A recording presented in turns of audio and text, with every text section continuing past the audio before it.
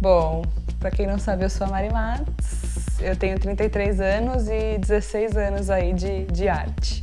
A arte não esteve presente na minha vida sempre, mas quando eu era criança eu já via minha mãe trabalhando com pintura, então só olhei ali e eu acho que deve ter sido plantada uma semente no meu subconsciente aí da vida. Eu fui uma criança que a gente era de família humildes, pobrinhas, mas muito rica de saúde e muito amor. E fui criada pela minha mãe. Minha mãe sempre foi separada do meu pai, desde antes de eu nascer eles são separados. E, bom, tive uma infância que acho que todo mundo hoje em dia deveria ter, que era a infância de poder brincar na rua. Na época da escola, eu gostava muito de dançar, a gente dançava muito no pátio da escola, eu e as meninas, dançavam axézão lá, axézeira, pagodeira. As duas escolas que eu estudei foram escolas que eu gostei bastante e foi na escola que eu descobri que eu sabia desenhar. E eu acho que eu tava mais ou menos na 4ª série ali, por aí. Conseguia copiar os desenhos que o professor colocava pra gente, né, de observação. Era uma escola pública, mas era uma escola bem boa, assim. Eu considerava ela boa porque ali eu aprendi várias coisas. Que depois da adolescência, dos meus 14 anos em diante, quando eu me mudei pro centro da cidade, cresci na zona norte de São Paulo,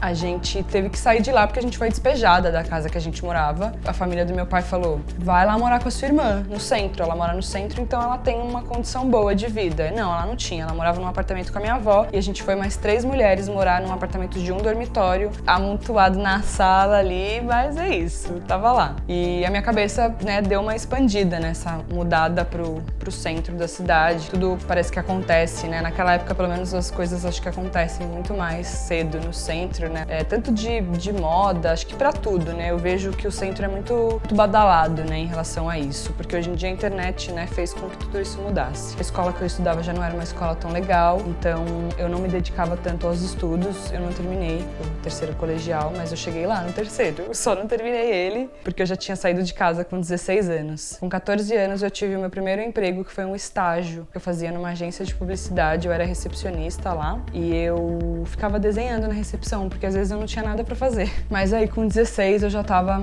porra louca. Comecei a sair pra colar lambe-lambe e através do lambe-lambe eu comecei. Quando eu vi, eu já tava trabalhando. Com 19 anos eu tava gerenciando um bar. Um bar foda, um lugar incrível, um dos maiores clubes de São Paulo. E eu com 19 anos virando gerente daquele lugar. Eu gerenciei esse bar e eu me afastei um pouco da arte, assim, porque eu tava muito focada em trabalhar, em pagar os boletos, enfim. Acabou que eu não tinha muito tempo pra pintura, né? Mas eu nunca deixei de desenhar. Eu gerenciei ele por 2 anos e ele durou só 2 anos. E daí foi onde eu consegui um trabalho através do grafite e, tipo, eu ganhei uma bolada, assim. Foi aonde eu falei, poxa, é um meio aí de eu conseguir ganhar dinheiro e já tava sendo pra uma marca. Então acho que eu já consegui me introduzir nesse mercado entendendo que, sendo artista, é legal a gente ter um relacionamento com as marcas, com as agências, e o fato de eu trabalhar à noite, eu conhecia muita gente desse segmento, dessa área, né? Uma coisa estava conectada à outra. Em 2004, fiz o meu primeiro grafite, em 2011 eu comecei a tocar, virei DJ. Mas assim como na arte, eu também tentei aprimorar, né? Tudo que eu busco fazer com qualidade, justamente pra